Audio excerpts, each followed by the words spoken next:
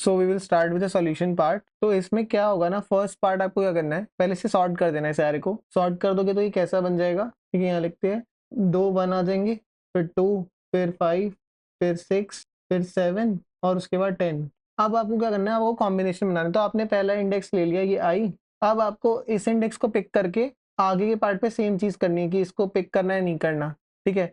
तो पहले को ट्राई करा, पिक करना है नहीं करना, पिक करा आपने 1 को। अब आगे वाले को बोला कि यार मेरे को कॉम्बिनेशन बना के लाओ, तो आगे वाले ने मल्टीपल कॉम्बिनेशन बना के लाया।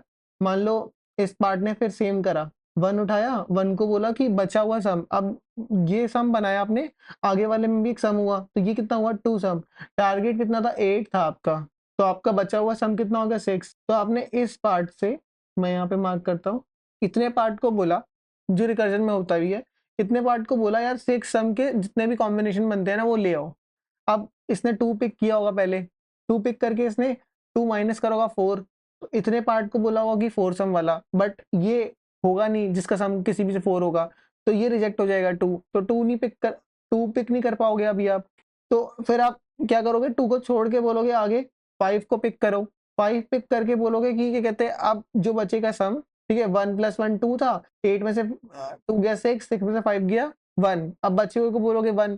तो ऐसे करके आपको मल्टीपल कॉम्बिनेशन बनाने हैं। तो हर एक एलिमेंट के लिए आपके पास ऑप्शन है, पिक करो या ना करो। तो पिक करो ना करो तो 2 ऑप्शन हो गए, प्लस आपको n नंबर्स आपको दिए हुए हैं, तो इसकी टाइम कॉम्प्लेक्सिटी बनती है 2 की पावर n, क्योंकि ये रिकर्जन में जा रहा होता है कि पिक करो ना करो, ये पिक करके मल्टीपल कॉम्बिनेशन बनाओ। उसके बाद ये स्पेस कॉम्प्लेक्सिटी क्यों है, क्योंकि आप इन सारे कॉम्बिनेशन को एक एरे में स्टोर कर रहे हो, तो ये O ऑफ n की स्पेस लगेगी आपको, ठीक है।